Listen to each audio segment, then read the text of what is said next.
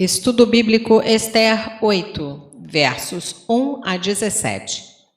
A propriedade e posição de Ramã foram transferidos para Mordecai por ato de Xerxes e Ester. Mas o rei não tinha poderes para anular seu decreto contra os judeus. Por isso deu poderes a Mordecai para criar um novo decreto que neutralizasse o primeiro. Isso foi feito rapidamente e os judeus receberam permissão para se defenderem no dia 13 de Adar, data que Ramã havia determinado para sua destruição. Isso produziu grande alegria por toda parte e muitos se tornaram prosélitos judeus. O primeiro decreto, o de massacrar os judeus, capítulo 3, versos 9 a 11, era irrevogável. Por não poder anular o primeiro, este agia com o mesmo efeito, agora dando aos judeus a autoridade de se defenderem contra seus algozes. Verso 11.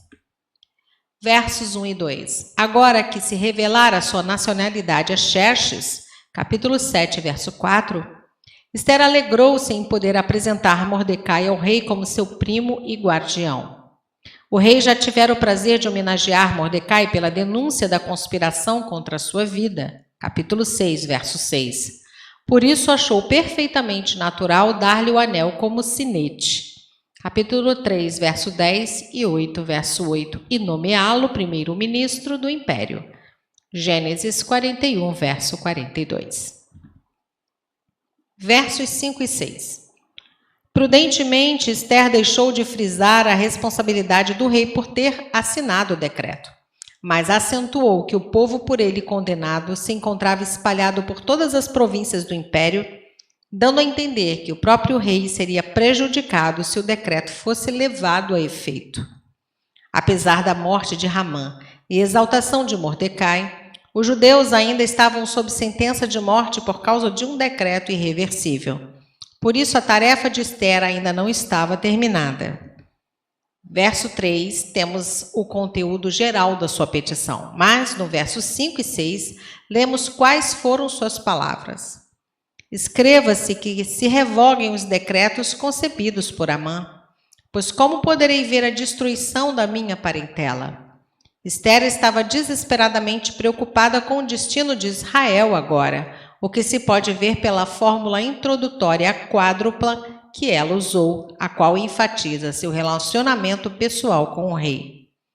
Não compreendendo bem as complicadas leis persas, ela apelou diretamente para o coração do rei, pedindo misericórdia para Israel e a revogação dos decretos concedidos por Ramã, tendo cuidado de não acusar o rei pela sua parte nos feitos de Ramã. Versos 7 e 8. Assuero, ao enumerar os benefícios de que acumulara Ester, não estava dizendo que já fizera o suficiente, mas estava relembrando as provas de sua contínua boa vontade para com Ester, garantindo-lhe mais favores. Eis que dei a Ester a casa de Ramã. Os decretos não se podem revogar. Ansioso por mostrar a Ester que a amava, ele começou relembrando os favores que já lhe fizera, mas acrescentou que ninguém, nem mesmo o próprio rei da Pérsia, tinha o poder de revogar as leis dos medos e persas. Compare semelhante situação angustiosa de Dario, o Medo, em Daniel 6. Não obstante, Mordecai, possuindo o anel do rei, tinha plenos direitos de criar um contradecreto em nome do rei que seria exatamente tão irreversível quanto aquele criado por Ramã. Verso 8. Escrevei. A revogação implorada por Ester, verso 3, era impossível, pois o decreto anterior já havia sido selado com o anel do rei. Capítulo 3, verso 12. Mas Mordecai recebeu autoridade para elaborar outro decreto. Verso 9. Verso 9. Sivan, maio, junho. Ainda faltavam 9 meses para a data marcada para a destruição dos judeus. Adar, fevereiro, março. 127. Soma de todos os reinos conquistados, reagrupando-se as pequenas nações antigas em áreas administrativas mais convenientes. Na sua própria língua. A língua empregada para fins diplomáticos nos impérios da Assíria, da Babilônia e da Pérsia era o aramaico. mas a região abrangia os povos das mais diferentes línguas. Modo de escrever: hieróglifos, cuneiformes, silábicos, gravados em argilas, pedra ou papiro. Versos 9 e 10. As cartas oficiais foram agora preparadas da mesma maneira como aquelas que Ramã enviara. Capítulo 3, versos 12 a 15. A data era 25 de junho de 474 a.C., um pouco mais de 2 meses após o primeiro decreto, dando mais de 8 meses aos judeus para prepararem suas defesas. Verso 9. Correios montados em ginetes criados na coudelaria do rei. ênfase especial foi posta aqui sobre a pressa com a qual as cartas de Mordecai foram enviadas, algumas das quais talvez até chegassem antes das de Ramã. Versos 11 a 14. 4 aspectos principais se destacam no decreto de Mordecai. A. Os judeus deviam se reunir em grupos no dia 13 de Adar. B. Eles deviam defender suas vidas. C. Eles deviam matar aqueles que os atacassem. E D. Eles deviam tomar os despojos de seus atacantes. Força Armada do Povo, verso 11, refere-se a forças militares. Impelidos pela ordem do rei, verso 14.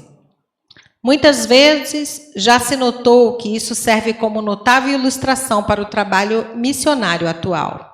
A sentença de morte decretada por Deus paira sobre a humanidade pecadora, mas Ele também nos ordenou que nos apressássemos com a mensagem da salvação a todas as terras.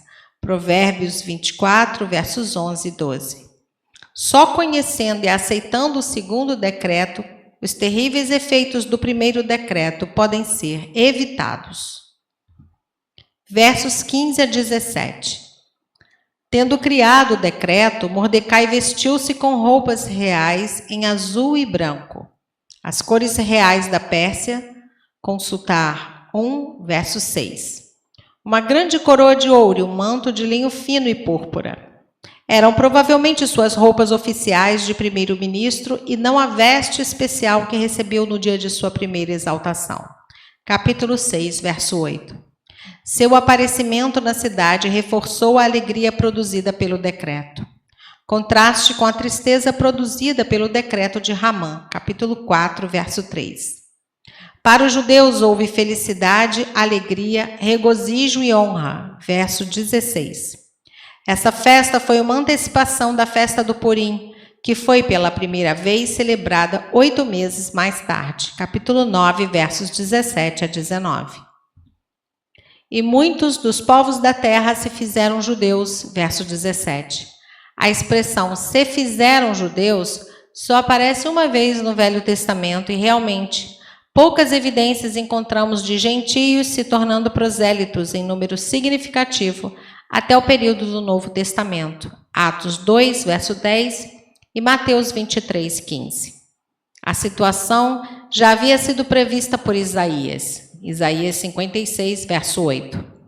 O fato está relacionado ao temor dos judeus que tinha caído sobre eles. Israel começava a experimentar um dos maiores livramentos divinos desde o Êxodo, e a lição foi óbvia a muitos. Capítulo 9, versos 2 e 3, Êxodo 15, 16, Deuteronômio 11, verso 25. Nota: a queda de Ramã e a elevação de Mordecai não podia ter sido planejada por força humana, pois todas as probabilidades eram contrárias, mas pela providência de Deus, até o ato de Ramã de pedir misericórdia, capítulo 7, versos 7 e 8, e o de preparar uma forca para Mordecai, capítulo 7, verso 9, contribuíram para a destruição daquele inimigo do povo de Deus. Aquela vindicação do povo de Deus era uma prova tão clara da providência divina que os pagãos não podiam deixar de reconhecer e que fazia alguns se converterem ao judaísmo em seguida. Verso 17.